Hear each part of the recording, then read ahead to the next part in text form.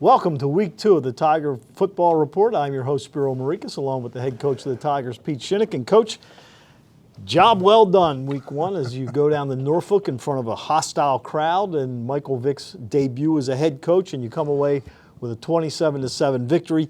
Take us to right before kickoff. Do you have butterflies like, is this going to work out? Well, it's a great question. And I've told my staff, I said, look, if you ever see me just hand the headphones to Mike Pivick, our equipment manager, and walk off, it's the day I don't have butterflies, all right?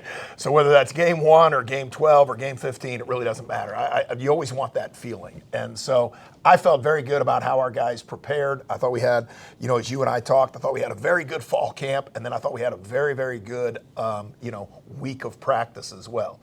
So felt like we could execute, but when you're starting a freshman quarterback and you're doing that, there are a little bit of, a few questions that you don't know how it's going to play out. But I think he answered a lot of those questions. Well, he gets named the CAA Rookie of the Week, 3 touchdowns, more importantly, no interceptions. Correct.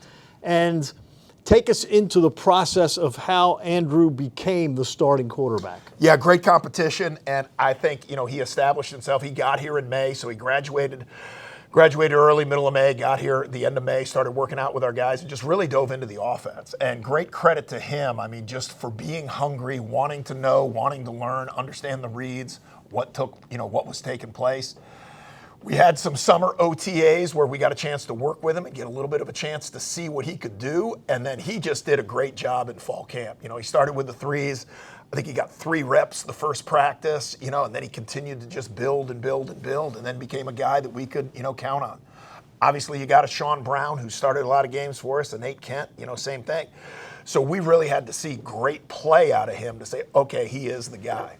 Well, it certainly worked out in week 1, that's for sure. The other thing, freshman running back Battles had a great day, 79 yards, averaged almost 5 yards a carry. So the youngsters certainly had a lot to do with this victory on Saturday. Most definitely, especially on offense. And then defensively, we did play some young guys as well. But Battles, I think, can be a dynamic back for us. We saw one explosive play out of him, but he really did a great job.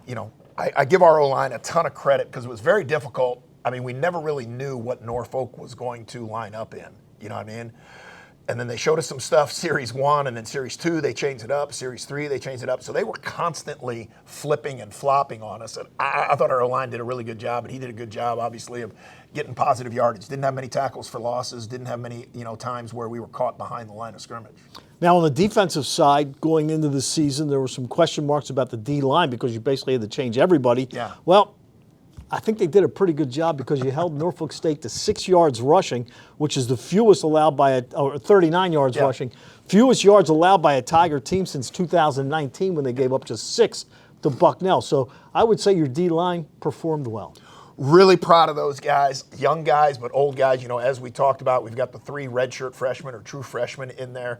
Sophomore, in J.R. Stiegel. You got Aaron Clark in there. You got Shamir Boyd. Those are the starters. But then you bring in Wyatt Drager.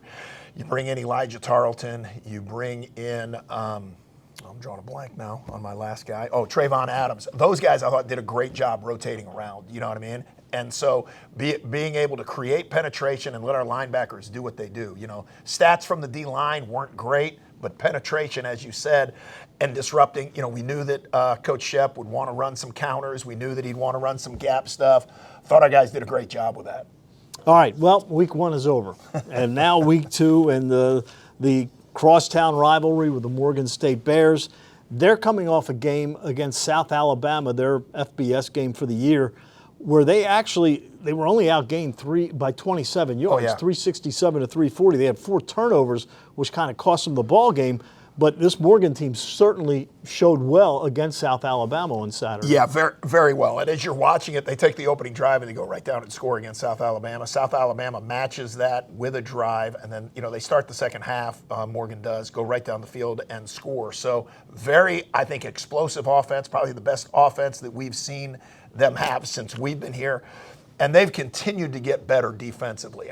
Every year their defense has gotten better and better. This might be the best that we've seen them play. Big on the inside, very athletic, very long. So we got our hands full, no doubt. I think it'll be a completely different type of Morgan team than we've seen in the past. Well, when you look, I mean, they've got Jason Collins, the running back. He was all MEAC first team preseason. And then they bring in a quarterback who played in the last game of the season last year, Kobe Muasawa, threw for 156 yards in just his second start. What do you see from him as a quarterback? Yeah, Kobe, first off, very athletic. I think he can extend plays, but then he really had a great command of their offense. They want to hit people down the seams. They want to take advantage of the quick game in their RPO stuff. I think they're very good at the RPO, riding it. You mentioned their running back. He's dynamic. Their other running back didn't play at all. I think he's just as good. So, again, I mean, great combination. And the quarterback came from Hawaii, so he it certainly took him a long time to get here. But Traveled a bit. For the players, the fact that you're playing a team that's 5 miles away, a little extra oomph this week in practice? Yeah, it has been, and really great focus by our guys. And again, we obviously want to start every week fresh, no matter who we're playing, but obviously the opportunity, we know it's going to be a great crowd. Last couple times we've been there, that's been, big crowd, so they know it's going to be another great crowd, another opportunity for us to showcase what we can do and how we can do things. And then quickly, we failed to mention, Caden Williams wins the CAA Special Teams Player of the Week. And how about your punter, Bryce LaFollette, averaging almost 47 yards a punt? Yeah, great in the special teams. Again, we had the long kickoff return, but when you go look at that, that we gave up, when you look at that, I mean, they really literally tackled 2 guys on our team on that. That's obviously why it was called back. Really pleased with Caden. He hit a 61-yarder in practice that week, so excited about what he's capable of doing.